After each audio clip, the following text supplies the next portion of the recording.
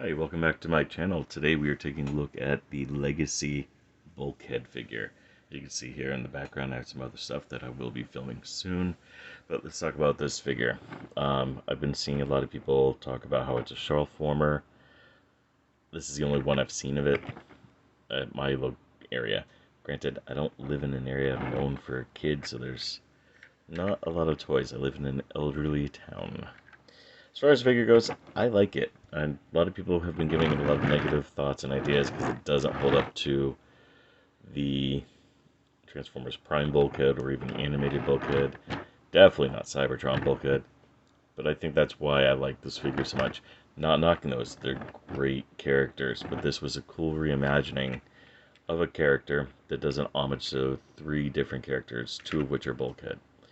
As you can see here, it is a truck of some sort with a military canopy. It's cool looking. It reminds me of like a Generation 2 toy, especially with the colors, maybe even a little bit of Energon. It does have 6 wonderful wheels, and then these 2 spares up here that really don't do anything. And yeah, it does have that nice blue plastic. You can kind of see the head in there, but it hides pretty well. For the most part, it is a very well tucked in figure. I don't really have a lot of complaints with this mode. I don't have a lot of complaints in general. I only really have 2. But let's go ahead and take this off real quick. So it does have weapon storage. And as you can see, the weapons go flying if you pull too hard. So it does have weapon storage. You can store this gun down here in any one of these holes. Just slot it in, and then this can store as well, as you saw before it all shattered. And I do like how the weapon storage works in this mode. I do think it looks really good. It works well. And unlike the robot mode, which is one of only 2 complaints I have, the vehicle mode weapon storage is really, really nice. So I do like it. I do dig it. But let's go ahead and see if I can get this transformed. Again, I don't normally transform on my channel. I usually let you guys figure it out. But if this is a relatively fun and easy one, it definitely feels less like a modern pain-in-the-ass transformer. Nothing like Robots in Disguise, the original Robots in Disguise, with complexity either. I do have a couple concerns. A lot of this is tabbed in with small tabs, and that does make me nervous as far as continually transforming them. These things will eventually break, and that's too bad because I do dig it. And it does have really, really fun playability, and I do dig how this thing does morph and convert, or whatever the current term is that Hasbro is using. As you can see, so far it's relatively easy. There isn't a lot of stress to it, and it's really well balanced. Even when you only have it partially transformed, it's still very well balanced, and I was definitely impressed by that fact. Let's go ahead and see if I can get these out.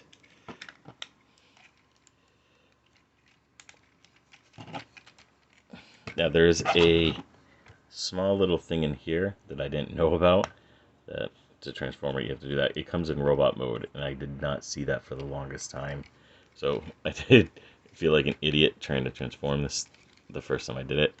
This section here, where the arms attach in vehicle mode, these tabs are really tight, so do be careful. Go ahead and try to move this out of the way as best you can, and I'll talk about that in a second. This comes up, this head goes through. So basically, the chest is going to tab into this. Let's talk about these arms real quick, how they transform. Alright, first off, the wheels. This is my biggest complaint with this figure. These pop off very easily, so be careful. As far as the arms transformation goes, you can see here that they have this very unique, I don't even know what to call it, but it allows the arms here, when I can do it, to slide in and out of the way, and I do think it really works as far as the transformation scheme goes for this figure, as it does give it a reason for the arms to actually move and flex. And why are you not moving now that I'm filming? Isn't that always the way? It just goes. it just goes that way. But yeah, as you can see, it's really simple. When the pieces want to move, these are really tight, but basically these tabs in the arm are going to tab into here. Let's go ahead and pause and I'll come back. Alright, sorry about that. The problem was this piece here was wedged in there, and I don't know how or why. I had to really get in there and press it, and it actually let out a very large crack. I don't see any stress marks, thankfully, but I guess mine might just be a little bit too big for the hole to slice through. But as you can see here, how these arms work is this is on this nice little pivot, and then they come in and tab, and then it holds it all into place. And it looks cool. I do dig it, and I do think this is a fantastic figure. Let's go ahead and raise the tripod here just a little bit so we can take a look at him as he should be. So let's go ahead and talk about his homages here. Again, he is a really cool figure. It's a really fun imagining of the Bulkheads. 2 Bulkheads and a Hound. He definitely has a more militaristic look of the Prime Bulkhead mixed in with the Bayverse Hound, specifically the second trilogy Hound and not the original PSP game Hound. But he definitely has that animated, overly large chin. And I think it's great. I do. I think this figure looks very well done. It can definitely pull off some imposing looks to it, especially when you get it geared up. Now, he does come with a few accessories, as you saw earlier. He does come with this gun, which tabs into these holes over here. Not very well. If you even like slightly breathe, they will pop off. It does give him that shoulder cannon. And I'm definitely of the camp saying that I do think that these weapons for the line are combined in some sort of bigger weapon. He does come with his cannonball fist, or wrecking ball fist rather, which is, I like how they implement how to make it into the weapon. I do think it looks cool. And then he does have his canopy here, which can turn into a shield. When you have him in robot mode, if you don't have him in action, it plugs into this back piece here, like so, just like it was in vehicle mode, and it gives him like a cape or kibble look, which again really calls back to animated for me. It does not transform into a chair, however. To take it off, it's just on a peg. You just slide it. See, there goes that gun. And then it does have this part here. Now this would allow other characters to hold it as well. Let's go ahead and take it out. It plugs right into the arm like this. And now he has a shield. And again, I think it gives him a little bit more of a knight look or a warrior look. And I do like it. It's not the best feature. As far as getting to his hands go, you can, but it looks weird, so I'm not bothering. Weapon storage. This cannot store anywhere in robot mode effectively and look nice. It's my one complaint about this. And again, only 2 complaints about the toy. This one wheel and this. And as you can see, it's really snug. So, I mean, plugging anywhere in, it just looks awkward. So, that's that. And again, this gun doesn't really feel like it belongs to him, but he can have it. And it looks good. I do really like the figure.